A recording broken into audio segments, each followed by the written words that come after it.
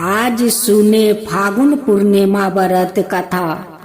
हर साल बुराई पर अच्छाई की जीत की याद के रूप में फागुन पूर्णिमा तिथि पर होलिका दहन किया जाता है।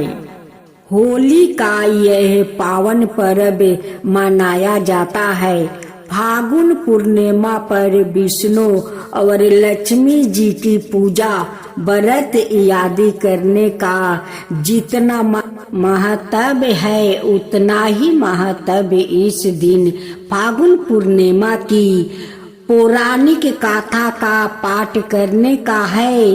मनाता है कि यह गाथा सुनने से यश कीर्ति धन धनाये और संतान सुख प्राप्त होता है और प्राणों प्रात वैकुंठ धाम की प्राप्ति होती है।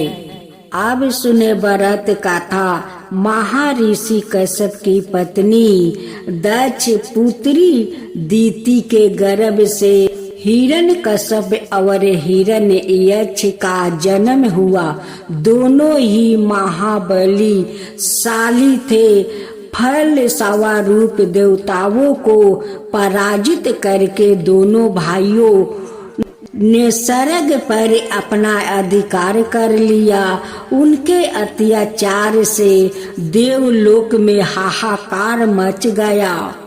अंत भगवान विष्णु ने बारह अवतार लेकर हिरण्यक्ष का वध कर दिया। अपने भाई की मृत्यु से क्रोध हिरण्यकश्यप भगवान विष्णु को अपना शत्रु मान बैठा और उसने प्रतिशोध लेने के लिए भगवान ब्रह्मा की तपस्या करने लगा। उधर हिरण्यकश्यप की अनुपस्थित में देवताओं ने दैत्यों पर आक्रमण कर दिया और स्वर्ग पर पुनः अपना अधिकार प्राप्त किया। हिरण्यकश्यप की पत्नी कयाधु उस समय गर्भवती थी, जिसे देवराज इंद्र ने बंदी बना लिया। वो कयाधु को लेकर अमरावती जा रहे थे। तभी मार्ग में उन्हें देव ऋषि नारद मिल गया। नारद जी इंद्र के साथ कयाधु को देखकर बोले, देवराज आप इसे लेकर कहाँ जा रहे हैं? यह सुनकर इंद्र ने कहा, हे देव ऋषि, कयाधु गर्भवती है। इसके गर्भ में हिरण्यकश्यप जैसे दुष्ट आत्मा का अंश है, जिसका वध करके मैं इसे छोड़ दूंगा। इस पर देव ऋषि नारद बोले, इसके गर्भ में तो श्री नारायण का परम भक्त है, अंत इसे छोड़ दो। इंद्र नारद मुनि की यह बात सुनकर देवराज ने कयाधु को छोड़ दिया।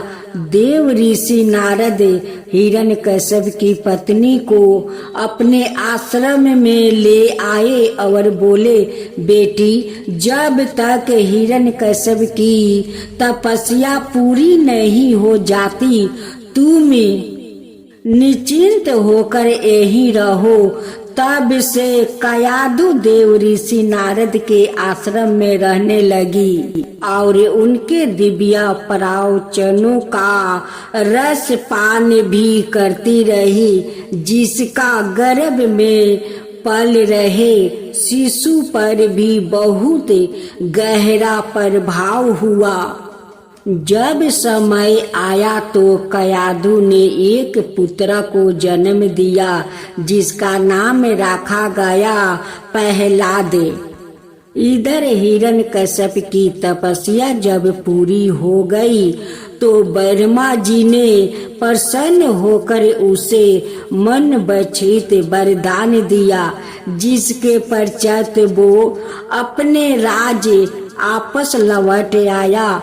कयाधु भी प्रहलाद को लेकर अपने पति के पास चली आई। प्रहलाद जब थोड़े बड़े हुए तो एक श्रेष्ठ गुरु के मार्गदर्शन में उनकी शिक्षा का प्रबंध किया गया। एक दिन जब हिरण्यकश्यप अपने समस्त मंत्रियों के साथ बैठे हुए थे, तभी प्रहलाद अपने गुरु के साथ वहां आए और पिता को कृतज्ञता पूर्वक प्रणाम किया।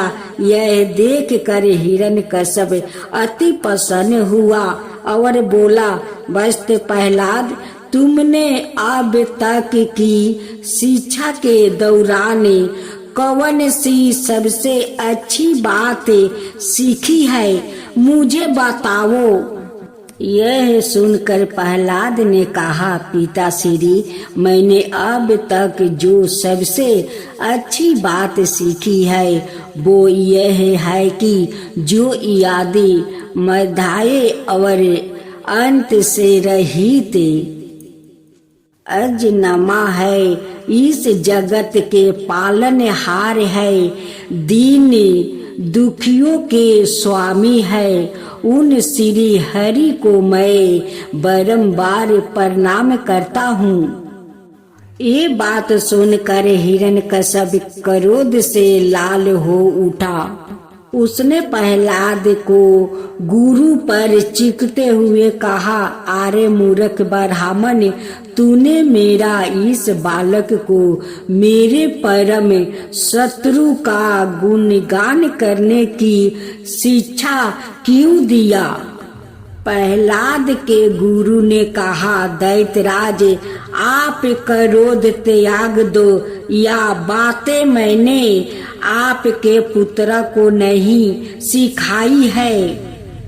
सुनकर हिरण्यकश्यप आश्चर्यचकित हो गया और बोला, पुत्र, बताओ, तुम्हें यह उपदेश, यह शिक्षा किसने दिया है? प्रहलाद बोले, हृदय में स्थित भगवान विष्णु ही तो संपूर्ण संसार के उपदेशक है, उनके अतिरिक्त कोई किसी को कुछ नहीं सिखा सकता है। यह सुनकर हिरण्यकश्यप क्रोध से पागल हो उठा और बोला, अरे मूर्ख, मेरे सामने या विष्णु कौन है? तू क्यों बार बार उस दुष्ट का नाम ले रहा है? क्या तू इसका परिणाम जानता है? हिरण्यकश्यप ने प्रहलाद को बहुत समझाया। मृत्यु दंड का भय दिखाकर भी विष्णु भक्ति से दूर करना चाहा, परंतु प्रहलाद के मन से भगवान विष्णु के प्रति श्रद्धा तनिक भी कम नहीं हुई। इसके पश्चात क्रोधित हिरण्यकश्यप ने अपने सेवकों को आज्ञा दी कि इस दुरात्मा को मौत के घाट उतार दो। इस शत्रु प्रेमी से मुझे कोई लाभ नहीं है। यह कपूत तो अपने ही कुल का नाश कर देगा। दैत्यराज हिरण्यकश्यप की आज्ञा अनुसार उसके सैनिकों ने प्रहलाद पर तरह तरह के अत्याचार किया और उन्हें मारने का प्रयास किया, परंतु हरि कृपा का कारण वो सब प्रहलाद का बाल भी पाका करने में असमर्थ रहे। हिरण्यकश्यप यह सब देखकर बहुत क्रोधित हुआ। अंत उसने अपनी बहन होलिका को आदेश दिया कि वो प्रहलाद को गोद में लेकर अग्नि में बैठ जाए, क्योंकि होलिका को यह वरदान प्राप्त था कि अग्नि से उसे कोई हानि नहीं होगी। अपने भाता का आदेश मानकर होलिका भक्त प्रहलाद को अपनी गोद में लेकर अग्नि में बैठ गई।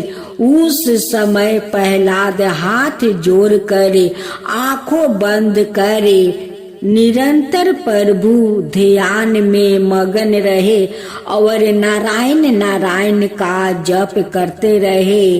हरि कृपा के फल स्वरूप प्रहलाद अग्नि में बैठकर भी सकुशल बाच गया, किंतु होलिका उसी आग में जल कर भस्म हो गई। विष्णु भगवान की जय हो, विष्णु भगवान की जय हो।